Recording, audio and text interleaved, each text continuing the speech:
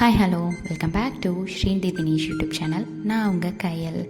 இன்றைக்கி ஸ்ரீ ஸ்கூல் விட்டு வந்தோடனையும் ப்ரெட் வச்சு ஏதாவது ஸ்நாக்ஸ் செஞ்சு கொடுங்க அப்படின்னு கேட்டிருந்தா.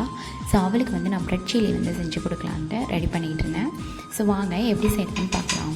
ஸோ ஒரு பேனில் கீ ஆர் பட்டர் எதுனாச்சும் விட்டுக்கணும். அண்ட் அதில் ஃபஸ்ட்டு வந்து ப்ரெட் ஸ்லைஸை வந்து நம்ம வந்து நல்லா டோஸ்ட் பண்ணி எடுத்துக்கணும். உங்களுக்கு எவ்வளோ ப்ரெட் வேணுமோ அவ்வளோ ப்ரெட் வந்து டோஸ்ட் பண்ணி எடுத்துக்கணும். ஸோ வந்து நான் வந்து ஒரு 6 ப்ரெட் வந்து எடுத்தேன். 6 ப்ரெட் நல்லா வந்து டோஸ்ட் பண்ணி எடுத்துக்கிட்டேன். ஸோ நெக்ஸ்ட்டு வந்து பார்த்திங்கன்னா அதே பேனில் மசாலா வந்து ரெடி பண்ணணும். ஸோ அதில் வந்து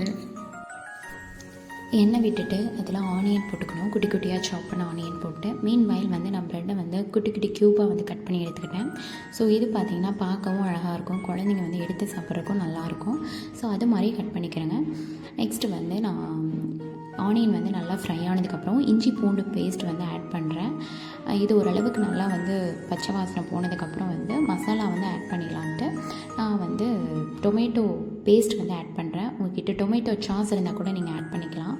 நான் வந்து டொமேட்டோ பேஸ்ட் ஆட் பண்ணேன். அண்ட் தென் வந்து மஞ்சத்தூள், மிளகாய்த்தூள் இதெல்லாமே ஆட் பண்ணிக்கிட்டேன். மஞ்சத்தூள் வந்து 1/4 டீஸ்பூன், மிளகாய்த்தூள் வந்து 2 டீஸ்பூன் ஆட் பண்ணேன். காரத்துக்கு தகுந்த மாதிரி நீங்கள் ஆட் பண்ணிக்கோங்க.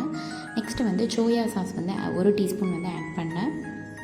அண்ட் தென் பார்த்திங்கன்னா உங்கள்கிட்ட என்ன வெஜிடபிள்ஸ் இருக்கோ அதை வந்து நீங்கள் ஆட் பண்ணிக்கலாம். நான் வந்து கேரட் அண்ட் பீன்ஸ் வந்து குட்டி குட்டியாக நறுக்கி ஆட் பண்ணிக்கிட்டேன்.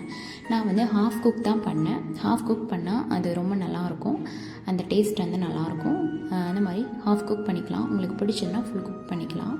அண்ட் தென் கட் பண்ணி வச்சுருக்க ப்ரெட் துண்டுகளை வந்து நம்ம வந்து இதில் ஆட் பண்ணிக்கணும். ஸோ சூப்பரான சுவையான ஈவினிங் ஸ்நாக்ஸ் வந்து ரெடி ஆயிடுச்சு. ஸோ செஞ்சு பார்த்துட்டு எப்படி இருக்குன்னு கமெண்ட் பண்ணுங்கள்.